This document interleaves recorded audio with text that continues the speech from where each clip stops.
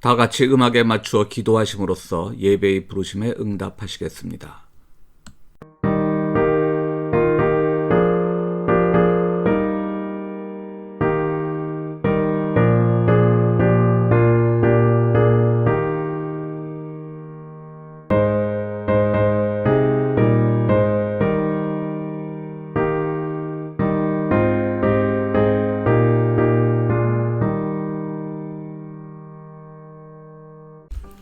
변함없는 사랑으로 저희를 지켜주시는 사랑의 하나님, 오늘도 저희들 비록 대면으론 함께하지 못하지만 성령의 공간에서 함께 예배드릴 수 있도록 불러주심을 감사드리옵나이다. 우리의 삶은 늘 힘들고 어려워도 주님의 붙드심이 있기에 저희는 주님을 믿고 나갑니다.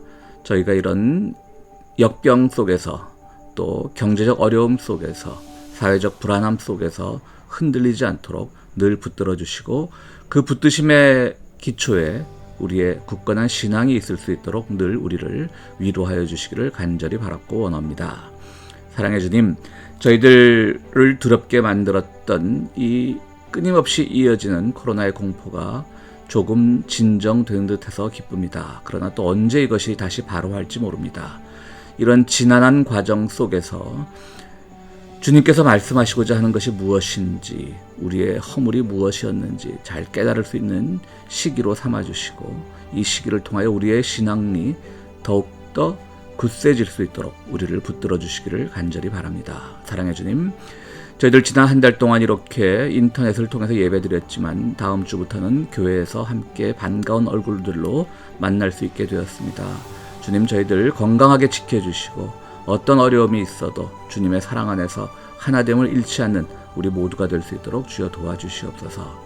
우리 교우들의 가정 늘 주님의 사랑 안에서 채워짐이 있는 가정 되게 하시고 약함이 없고 건강함만이 넘치는 가정 되게 하시고 또 어떤 슬픔이나 괴로움보다는 항상 즐거움과 평안이 우리 가정의 주제가 되는 그런 가정으로 삼아주시고 우리 개인의 삶을 삼아주시고 우리의 일터를 또 지켜주시기를 바랍니다. 주님, 언론을 통해서 확인하는 경제적 어려움의 지표들이 자꾸 나오고 있습니다.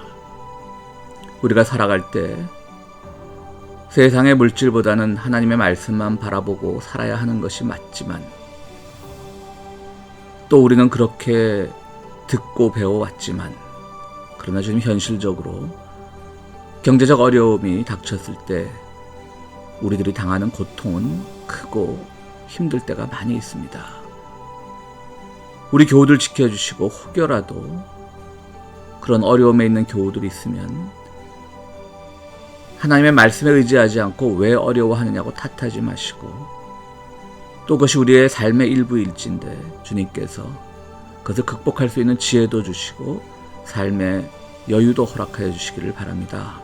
주님, 우리 늘 나약합니다. 말씀만 먹고 살면 좋겠는데 그렇게 되지 않는 것이 우리의 삶의 모습입니다. 주님, 이렇게 허물 많지만 탓하기 전에 사랑으로 우리를 보듬어 주시고 또 채워짐으로 우리를 보듬어 주시고 위로함으로 우리를 보듬어 주시기를 바랍니다. 주여, 우리의 기도가 헛되지 않도록 늘 함께 하시고 오늘 예배를 통하여 우리가 또 말씀을 함께 나눌 때 듣는 이나 전하는 이나 모두에게 은혜가 되게 하시고 또 우리가 그 말씀을 통하여 일주일을 살아갈 때 큰 힘이 되는 말씀이 될 수 있도록 함께하여 주시옵소서. 같은 시간대에 또 예배를 드리는 우리의 EM 예배를 기억하시고 그 예배 위에도 주님 함께 하시고 우리 모두가 그런 삶을 통하여 나누는 삶을 통하여 주님과 더욱더 가까워지는 귀한 체험이 있는 이 예배가 될 수 있도록 함께하여 주시옵소서. 예배 끝 시간까지 주님께서 우리와 함께 하실 줄을 믿사오며 예수 그리스도 이름으로 기도드리옵나이다. 아멘. 찬송가 322장 세상의 헛된 신을 버리고입니다.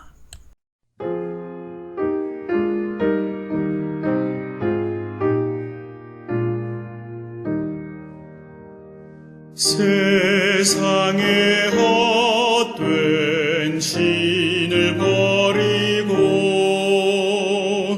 하나님 이름 높여 기리세 온 천하 백성 모두 나와서 다 같이 하나님만 섬기세 세상의 헛된 우상 버리고 인간의 모든 부귀 영화와 거짓과 불의 모두 버리고 온전히 하나님만 섬기세.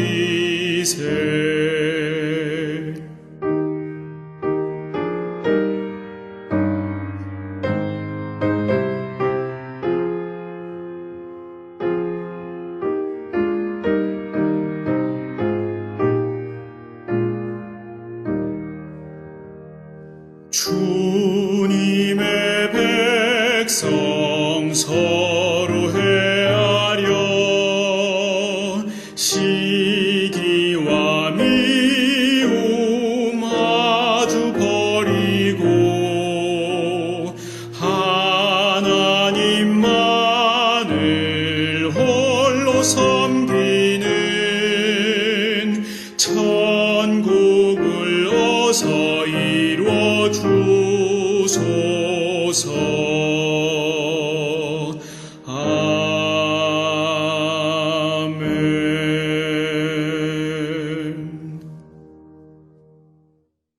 예, 교회 소식 전해드리겠습니다. 다음 주일부터, 그러니까 8월 첫째 주일, 8월 7일 주일부터 교회에서 대면 예배로 드리겠습니다. 평소처럼 11시에 예배를 시작하도록 하겠습니다.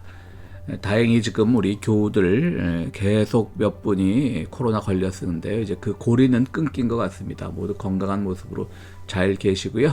다음 주일에도 교회에서 건강한 모습으로 뵙겠습니다. 그런데 저는 8월 1일부터 16일까지 휴가를 좀 다녀오겠습니다. 말씀드렸듯이 이 우리 7월 한 달 예배 드리지 못하는 것을 결정하기 전에 휴가일이 결정되었기 때문에 불가피하게 여러분들을 저는 2주 후에나 만나게 되겠습니다. EM 뉴스 예배도 줌으로 만나고 있습니다. 우리 최승학 집사님, 김대영 교우님 한국 여행 잘 마치고 돌아왔습니다. 오늘 우리들에게 주시는 말씀은 신약성경 에베소서 5장 6절에서 7절까지의 말씀입니다. 여러분은 아무에게도 헛된 말로 속아 넘어가지 마십시오. 이런 일 때문에 하나님의 진노가 순종하지 않는 사람들에게 내리는 것입니다. 그러므로 여러분은 그런 사람들과 짝하지 마십시오. 여러분이 전에는 어둠이었으나 지금은 주님 안에서 빛입니다. 빛이 자녀답게 사십시오. 빛의 열매는 모든 선과 의와 진실에 있습니다. 주님께서 기뻐하시는 일이 무엇인지를 분별하십시오. 여러분은 열매 없는 어둠의 일에 끼어들지 말고 오히려 그것을 폭로하십시오. 그들이 몰래 하는 일들은 말하기조차 부끄러운 것들입니다. 빛이 폭로하면 모든 것이 드러나게 됩니다. 드러나는 것은 다 빛입니다. 그러므로 잠자는 사람아 일어나라. 죽은 사람 가운데서 일어서라. 그리스도께서 너를 환히 비추어 주실 것이다 하는 말씀이 있습니다. 그러므로 여러분은 어떻게 살아가야 할지를 살피십시오. 지혜롭지 못한 사람처럼 살지 말고 지혜로운 사람답게 살아야 합니다. 세월을 아끼십시오. 때가 악합니다. 그러므로 어리석은 자가 되지 말고 주님의 뜻이 무엇인지를 깨달으십시오. 아멘. 예수님이 이 땅에 오시기 전 유대교 종파인 바리새파에는 두 가지 학파가 있었습니다. 두 명이 뛰어난 학자를 중심으로 이 학파가 형성되었었는데요. 하나는 힐렐이고 한 명은 샴마이라고 하는 사람이었습니다. 두 사람 중 힐렐이 율법 해석에서 조금 자유로웠고요. 반면에 샴마이는 매우 엄격했던 사람입니다. 힐렐 학파는 경우에 따라 약간의 거짓말도 허용된다고 주장했던 사람입니다. 예를 들어서 어떤 결혼식에 갔는데 신부가 좀 얼굴이 못생겼는데 그 신부를 향해서 이쁘다고 덕담을 해주는 거짓말은 괜찮다라는 그런 주장을 힐렐은 하기도 했습니다. 사실 요즘 같은 그 젠더 감수성이 예민한 시기에는 이렇게 함부로 얼굴평을 하는 게 시대 정신에 맞지 않지만요. 우리가 2000년 전보다 더 훨씬 그 전에 일어난 일로 감안하고 들어주시면 좋겠습니다. 반면에 샴마이는 어떤 종류의 거짓말도 하면 안 된다는 거죠. 못생기면 못생겼다고 말해야 된다는 거죠. 너무 냉혹하죠. 어쨌든 요즘같이 우리가 이 사도 바울의 정신을 다시금 생각하는 때에 에베소서를 통해서요, 이 사도 바울과 이 힐렐의 관계가 있습니다. 사도 바울은 늘 자신이 가말리엘 문하라고, 가말리엘의 제자라고 말해왔었는데요, 힐렐은 바로 가말리엘의 증조부가 됩니다. 그러니까 사도 바울도 넓게 보면 회심 이전에는 그런 힐렐 학파에 속했던 사람이다 라고 볼 수가 있습니다. 사도 바울은 그래서 항상 자신은 좀 여유로운 율법 해석을 하는 사람이었죠. 우리가 보기에는 회심 전의 사도 바울은 늘 항상 아주 경직되어 있는 사람이라고 생각하기가 쉬운데, 그렇지 않고 좀 여유로운 그런 생활을 하던 사람이었던 것 같습니다. 그래서 고린도전서 9장 22절에 보면 사도 바울은 이런 말을 해요. 믿음이 약한 사람에게는 약한 사람들을 얻으려고 나는 약한 사람이 되었습니다. 나는 모든 종류의 사람에게 모든 것이 다 되었습니다. 그것은 내가 어떻게 해서든지 그들 가운데서 몇 사람이라도 구원하려는 것입니다 라는 말을 했습니다. 그러니까 뭐냐면, 난 믿음이 약한 사람이 아니야. 그런데 믿음이 약한 사람 만나서 당신 믿음 왜 그래? 그럼 그 사람들 시험 들기 쉬우니까 내가 약한 척 해준다는 거죠. 근데 이제 거짓말이죠. 난 강하면 강하다고 해야 되는데, 뭐 교만일 수도 있지만 어쨌든 거짓말이 되는 거죠, 그 스스로는. 반대로 또 믿음이 강한 사람 앞에서는 나 당신만큼 또 믿음이 강해 이렇게 말할 수도 있는 거고요. 또 뭐 이 본문에 나오지 않지만 가난한 사람 앞에서 가난한 척도 해줄 수 있는 것이죠. 바로 이것이 사도 바울의 정신이었고요. 그래서 오늘 사도 바울은 본문에서 헛된 말에 현혹되지 말라고 이렇게 가르칩니다. 사실 헛된 말이라고 하면 거짓말이죠. 빈말, 아무 의미 없는 말, 속이는 말, 그것이 이제 헛된 말과 거짓말은 같은 의미라고 볼 수가 있는데요. 거짓말이라는 걸 늘 생각할 때마다 그 유명한 사르트르의 소설 벽이라는 소설을 항상 생각을 합니다. 제가 워낙 그 소설에서 깨달은 바가 많아서, 느낀 바가 많아서 몇 번 설교에서도 인용을 한 걸로 기억을 하는데요. 사르트르는 이제 그 스페인 내전을 소재로 소설을 썼는데요. 스페인 내전 중에 잡힌 세 명이 모두 사형 선고를 받았습니다. 그리고 그 전날 이제 막 뭐 의사와도 얘기를 나누고, 그래서 막 사르트르 하면 우리가 실존주의라고 말하지 않습니까? 그래서 여러 가지 이제 또 뭐 그런 실존적인 고민들도 나오고요. 근데 그 다음날 아침에 2명은 사형을 당했는데 1명은 살려준 거예요. 그러면서 미처 잡히지 않은 그 1명의 소재를 대면 너는 살려주겠다라고 말했던 겁니다. 그런데 이 사람이 웃기지 마라. 내가 그래도 이 스페인의 자유를 위해서, 독립을 위해서 싸우고 있는 사람인데 그런 속임수에 넘어가지 않겠다. 그러다 그 잡히지 않은 사람이 그의 사촌 집에 숨어 있는 걸 알면서도 공동묘지에 숨어 있다고 가르쳐줘요. 왜냐하면 거기서도 이제 약간의 그 많은 그 의미가 함축되어 있죠. 사람들은 모두 죽어서 공동묘지 가는데 지금 나 사형당하는 게 하나도 두렵지 않아 라는 의미에서 거짓말로 실제로는 사촌 집에 있는데 공동묘지에 있다고 얘기를 하는 거죠. 그런데 막상 그 피신해 있던 또 다른 그 스페인 내전에 참전했던 사람은 막상 불안하니까 다른 데로 옮긴다라고 하면서 하필이면 바로 어릴 때 그 친구들과 같이 뛰어놀던 공동묘지에 가서 숨어버린 거예요. 그러니까 이 사람이 거짓말로 가르쳐줬는데 그게 진실이 되어버렸고, 살라고, 그 도망가 있는 친구 너라도 살라고 그렇게 거짓말을 했는데 오히려 그는 죽어버리고 이 사람은 진짜 정보를 준 게 돼서 감옥에서 풀려나고, 이런 아주 아이러니한 소설이 있는데요. 참 거짓말이라는 게 뭔지 참 고민되게 만들죠. 세상 살아가면서 거짓말을 안 해본 사람은 없을 거고요. 그러면 또 말씀드렸듯이 백색 거짓말이라고 그러죠. 하얀 거짓말이라고 그러죠. 남에게 덕담이 되는 거짓말은 해도 좋은데, 또 친구를 살리려고 했던 거짓말이 진실이 돼서 친구를 죽음으로 이끌고, 이런 모든 것들 참 말이라는 게 어려운 것 같습니다. 그래서 오늘 우리가 사도 바울의 이 에베소서를 통해 가지고 우리가 신앙생활하면 거짓말이 과연 무엇일까, 헛된 말이라는 게 과연 무엇일까를 한번 생각해 보고자 합니다. 오늘 본문에서 사도 바울은 우리들에게 이렇게 얘기합니다. 어떤 상황에서든 현혹되지 말라는 거죠. 달콤한 말들이 있지 않습니까? 어둠의 말들이 있습니다. 거기 현혹되지 말라는 거예요. 그러니까 첫 번째로 거짓말은요, 현혹하는 말이 거짓말입니다. 현혹하는 말. 누굴 이랬대 저랬대 뭐 이렇게 세상이 좋아진대 저러면 세상이 좋아진대 하고 현혹되는 말이 거짓말인 거죠. 우리는 그런 말에 현혹되지 말아야 됩니다. 예를 들어서 경제가 어려우면 권력자들은 백성들을 이렇게 유혹하죠. 자, 우리가 지금 경제가 어렵습니다. 우리 모두가 잘 살기 위해서는 지금 대기업 중심으로 많이 밀어주고 그들의 자산이 늘어나면 결국 그들이 다 그거 갖고 가겠습니까? 다 그게 다시 정말 낙수 효과라고 그러죠. 물이 흐르듯이 떨어지듯이, 물방울이 떨어지듯이 다 떨어지면 우리도 모두 잘 살 수 있습니다 라고 그렇게 현혹하죠. 그러나 역사상 세계 어느 나라도 그런 낙수 효과가 통한 예는 없습니다. 그리고 세계 어느 나라의 부자들도 정말 아주 극히 드물게 자기의 부를 사회에 환원하는 사람들이 드물게 있긴 하지만 세계 어느 나라 부자들도 이만큼에 내가 충분히 벌었어. 이제 이 돈을 낙수 효과자로 흘러내려서 우리의 민중들과 다 함께 잘 살 거야 라고 하는 사람은 어느 역사에도 없었습니다. 극히 드물었습니다.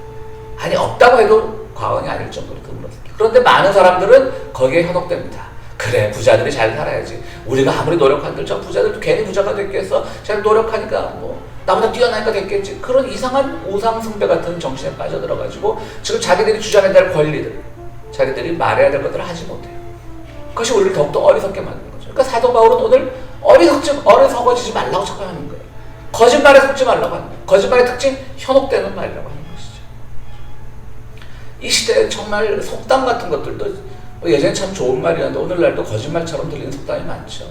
예전에 뭐 젊어 고생은 사서도 한다. 지금 그 말 틀렸죠. 거짓말이죠. 지금은 젊어 고생 사서 하다 보면 계속 이 경쟁사회에서 고생하던 사람은 계속 낙오돼 있고요. 결국 그는 영원히 낙오자의 신세를 못 벗어나는 경우도 많습니다. 한동안 굉장히 자기개발서로 인기가 있었지만 어떤 교수분이 쓴 아프니까 청춘이다. 뭐 그런 글이 하여튼 베스트셀러가 됐죠. 청년들이 좀 아파봐야 된다. 근데 그것도 참 많은 비판을 받고 있죠. 아프지 않은 사회를 만드는 것이 정치인들과 사회 지도자들과 어른들의 몫인데 젊은이들 보고 자기들은 이미 많은 것들을 축적했으니까 여유롭게 살면서 젊은이들을 향해서 아파봐야 된다. 아픈 게 다 고생이다. 젊을 때 고생은 사서도 한다. 이런 말하는 건 옳지 않다는 얘기죠. 전도서에는 참 우리가 인생을 다시 곱씹어 볼 수 있는 그런 말들이 많이 나오는데요. 어느 주민이 많지 않은 지역에 적군이 쳐들어온다고 하니까 한 가난한 사람이 지혜를 짜내서, 그러니까 전도서는 역사서나 이런 책이 아니기 때문에 뭐 그 지혜의 내용이 무엇이는지는 자세히 나오지 않아요. 지혜를 짜내서 어쨌든 적으로부터 그 조그만 성읍을 지켜냈어요. 가난한 사람이. 그러니까 이제 그 전도서가 가난한 사람의 방점을 찍어요. 초점을 두고. 그런데 전도서가 항상 우리를 뼈아프게 때리는 진리 같은 게 있죠. 전도서가 뭐라고 말하냐면, 그런데 지나고 나니까 누구도 그 가난한 사람의 공을 인정해주지 않는다라고 하는 것이죠. 그게 현실이라는 거죠. 마찬가지죠. 우리가 막 희생을 하면 희생해주지 않아요. 희생을 기억해주지 않아요. 그것이 냉정한 현실이에요. 우리가 우리 이제 8월이 되면 우리 광복절도 있지만 그런 독립군에 대한 영화들, 독립운동에 대한 영화들 많이 보면 그런 대사들 많이 나오잖아요. 우리가 하는 일이 보잘것없어도 누군가에게 기억되려고, 후손에게 우리가 이런 걸 했다고 남겨주려고 했다라는 말들이 많이 나오는데요. 실제로 우리가 사는 세상이 그렇습니까? 오히려 그때 친일하던 사람이 더 지금 잘 살게 되고, 그때 독립운동했던 후예들은 더 어렵게 살게 되고, 이런 현실을 타개하기 위한 것이 바로 우리가 어리석어지지 않는 방법인데 많은 사람들이 현혹되는 거죠. 그들이 그래도 어차피 식민지 된 거야. 식민지 조선 살리기 위해서 애국한 거야 라고 하는 친일파의 논리가 아직까지 계속되는 것이죠. 우리가 이 기업이 잘 돼야지 낙수 효과가 있는 거야 라고 하는 것이 아직 통하는 사회는 거짓말하는 사회인 겁니다. 그 사회는 결코 하나님의 진리에 도달할 수 없는 사회입니다. 그러므로 우리가 정말 하나님의 진리 안에 거하고 하나님에서 어리석어지지 않으려면 이런 현혹되는 말에 속지 말아야 되는 겁니다. 두 눈 부릅뜨고 있어야 되는 겁니다. 두 번째로 이제 오늘 거짓말에 대해 생각을 해보니까요. 알맹이 없는 말이 거짓말입니다. 알맹이 없는 말. 이건 앞에는 우리가 사회적인 문제로 제가 접근을 해봤는데요. 알맹이 없는 말은 우리의 신앙적인 것으로 접근을 해보고자 합니다. 우리는 오늘날 우리가 쓰는 신앙 용어 중에 알맹이 없는 용어들이 참 많습니다. 정말 그것이 뭐냐라고 물어보면 제대로 설명 못한 용어들이 많습니다. 그런데 오랫동안 신앙생활에 익숙해져서, 교회생활에 익숙해져서 뜻도 모르고 의미도 모르고 그것이 의미하는 주는 메시지도 모르고 그냥 뱉는 많은 그런 용어들이 있습니다. 신앙의 용어들이 있어요. 예를 들어서 은총, 은혜, 얼마나 아름다운 말입니까? 그러나 그 은총과 은혜는 바로 십자가, 예수 그리스도의 십자가에 피가 있는 건데 우리는 그냥 내 삶이 편해지면 은혜다, 은총이다 그냥 이렇게 해버리는 거예요. 회개, 방향을 바꾼다는 거예요. 메타노ia, 회심하는 거예요. 삶의 방향을 바꾸는 게 회개인데 조금 죄 짓고 나서 주님 앞에 나가 회개했습니다. 용서받았습니다. 주님 나를 용서해 주셨군요. 감사합니다. 할렐루야. 아멘 하는 게 회개라고 생각하면 그것이 알맹이 없는 말이고 거짓말인 거예요. 거짓 회개인 거예요. 성경도 마찬가지죠. 예수님의 첫 번째 기적이 물로 포도주를 만들었습니다. 놀랍죠? 그런데 우리는 그걸 어떻게만 기억하냐면 이야 놀라운 예수님 정말 물로 포도주를 만드셨대. 물고기 2마리와 보리떡 5개로 5,000명을 먹이셨대. 모세가 홍해를 지팡이로 갈랐대. 그 사건에만 초점을 맞추면 이건 아무것도 아닌 거예요. 그냥 마술이에요, 마술. 그것이 또 메시지를 기억해야 되는데 우리는 메시지를 기억하지 않고 마술적 사실만 기억해서 우리 주님 내 삶도 정말 물이 포도주가 되듯이 아주 많은 것으로 풍성하게 채워주시옵소서. 내 앞길은 내가 어떤 길을 가든지 간에 그냥 홍해가 갈라지듯이 탄탄대로만 있게 해주십시오. 그 메시지는 그게 아니잖아요. 모세와 파라오의 싸움에서 홍해의 갈라짐을 우리가 해석해야 되는 것이죠.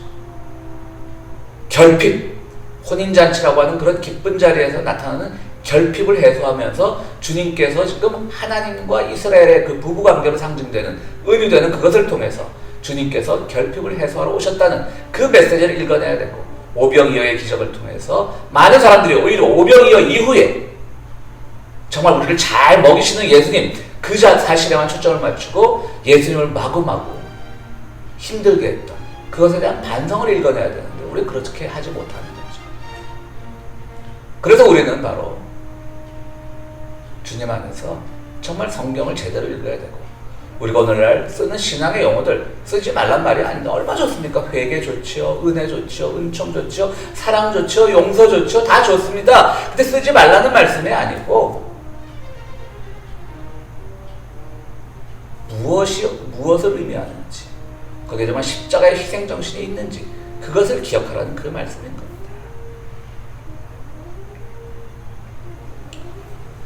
세 번째로 거짓말에 속지 않으려면 분별력을 키우라고 주님께서 말씀하십니다.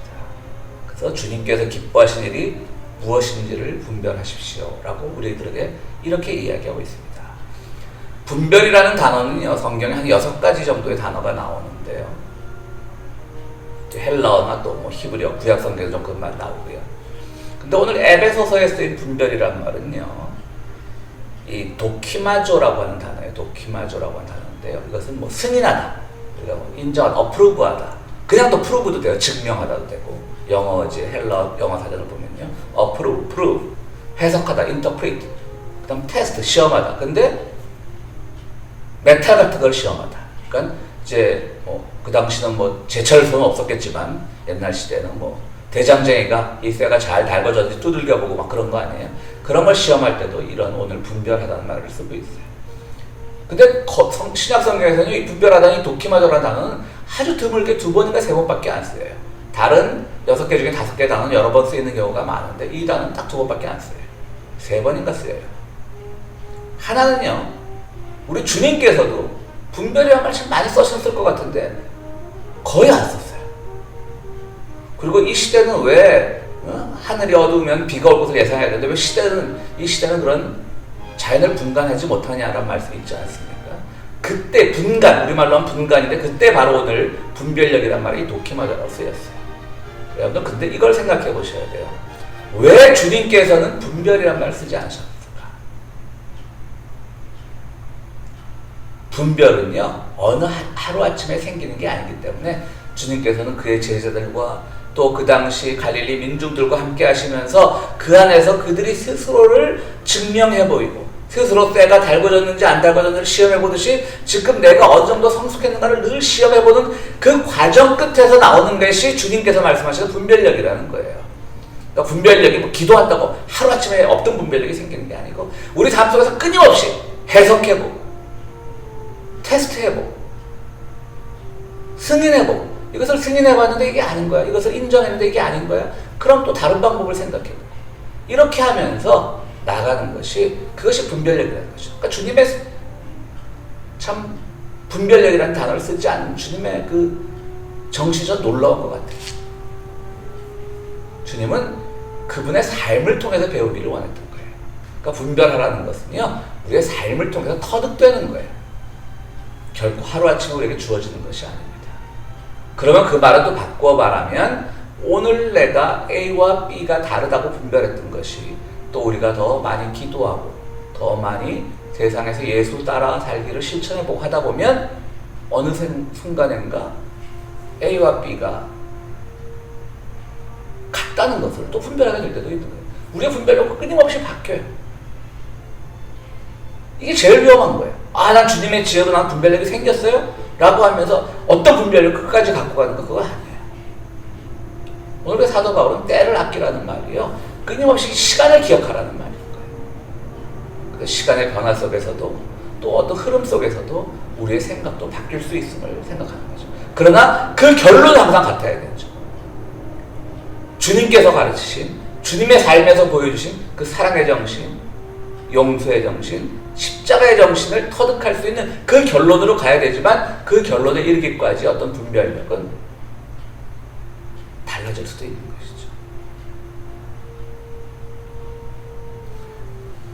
것이죠. 실명은 거론하지 않겠습니다만은 한국에서 감리교 목사님 중에 아주 그냥 글도 잘 쓰시고 많은 그 팬들을 갖고 계신 분이, 팬들이 있는 분이 계셔요. 지금 많이 연로하셨는데 요즘도 왕성하게 저술 활동을 하고 계시던데요. 그러니까 제가 대학 다닐 때부터 활동하시던 분이니까 지금 이분들이 연세가 꽤 되셨을 걸로 제가 기억을 하는데 다행히 아직 생존해서 활동하고 계시더라고요.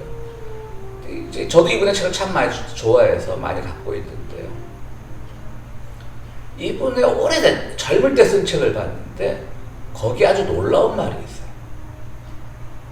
당시 그 동성애에 대해서 아주 이분이 그럴 분이 아니에요. 굉장히 열려있는 분이고 굉장히 아주 모든 것을 통달하는 그런 분인데 그 당시 그러니까 한 70년대 80년대 초반 중반쯤에 쓴 책이겠죠. 40년쯤 됐겠죠. 동성애에 대해서 아주 모멸적인 표현을 하고 있더라고요. 그래서 솔직히 좀 실망했습니다. 저는. 그럼 40년 전이면 400년 전도 아니고 40년 전이면 이 부분을 그렇게 표현하지 않으셔도 됐을 분인데 왜 그러셨을까 좀 안타까운 거 있어요. 그렇지만 지금은 그렇지 않으실 거라고요. 그렇죠? 지금은 생각이 바뀌셨을 거라고요. 당연합니다. 우리도 그런 것들이 우리 주변에서 보지 못하고 익숙하지 않았을 때는 당연히 손가락질 할 수 있고 흉볼 수 있고 그 이전에도 우리가 그러지 않았다면 더 좋겠지만 사람의 생각은 바뀌는 겁니다. 그렇다면 지금 와서는 우리가 더불어 사는 세상이구나. 성적 정체성이라는 게 이게 그야말로 이성애자에게만 국한되는 것이 아니구나. 이런 걸 생각하면 우리의 분별력도 바뀐다는 거죠. 그런데 아직도 하나님이 허락하신 게 아니라는 또 이래가면서 그런 사람들 보면요. 좀 분별력이 없는 사람들인 거죠. 오래전 분별력이 아직도 분별력인 줄 알고 있는 거죠. 사랑하는 성도 여러분, 우리 다음 주부터 이제 교회에서 만나게 되는데요. 교회에서 만나면서 또 에베소서 6장 마지막으로 한번 더 하겠습니다. 에베소서를 통해서 우리가 개념어들을 아주 간단한 개념어를 생각해 봤었는데 오늘 우리가 이 거짓말형을 통해서 세상에서 위에 있는 권세로부터 우리가 속지 말라는 거. 오늘 사도 바울도 그 얘기를 하거든요. 우리가 살면서 약간의 거짓말 괜찮아요, 여러분. 그것이 상습화되면 안 되겠지만 귀여운 거짓말들은 괜찮습니다. 진짜로 우리가 두려워야 될 것은 위에 있는 권세자들이 하는 그런 현혹하는 거죠. 또 우리가 신앙생활하면서 또 알맹이 없는 말로 그냥 내뱉는 말도 거짓말인 거예요. 텅 빈 말인 거예요. 헛된 말인 거예요. 조금 더 이 신학적인 용어, 우리 신앙의 표현들이 굳어지기까지 얼마나 많은 사람들이 또 순교를 했고 순환을 당했고 예수께서 친히 그 순환의 모습을 보여주고 이걸 기억하면서 우리가 단어 하나하나도 신중하게 써야 되는 거죠. 그리고 무엇보다도 우리는 분별력을 키워야 되는 겁니다. 분별력을 키울 때 그것이 우리가 참으로 주님 앞에서 어리석지 않게 세상을 살아가는 방법이 되는 것입니다. 우리 성도 여러분 모두 정말 세상의 거짓에 속지 않고 하나님의 참을 따르는 그런 성도들이 되시기를 간절히 바랍니다. 함께 기도하시겠습니다. 고마우시고 감사하신 아버지 하나님, 오늘 우리들에게 에베소서를 통해서 거짓말에 대해서 다시 한번 생각하게 하시니 감사를 드립니다. 우리 삶 속에서 우리가 정말 백지창처럼 흰 눈처럼 우리가 희지 않기에 순수하지 않게 때로는 살아가면서 거짓말을 할 때도 있습니다. 그러나 그 거짓말로 인해서 누구가 상처받지 않게 도와주시고, 무엇보다도 우리가 세상에 만들어내는 거짓말에 속지 않는 지혜로운 사람들이 될 수 있는 분별력을 허락하여 주시옵소서. 우리 성도들 그래서 이 세상 살아갈 때 늘 주님의 뜻을 생각하면서 분별력 있게, 지혜롭게, 어리석지 않게, 속지 않게 살아가는 그런 귀한 성도들로 삼아 주시옵소서. 이제는 우리를 죄에서 구원하신 우리 주 예수 그리스도의 은총과 세상 살아갈 때 늘 베푸시는 하나님의 참 좋으신 사랑과 성령님의 감화 감동하심이 오늘 우리들 속에서 만연해 있는 그 거짓의 진실을 발견하고 참으로 주님 앞에서 참을 찾기로 다짐하는 우리 모든 성도들 위해 지금으로부터 영원토록 함께 하시기를 축원하옵나이다. 아멘.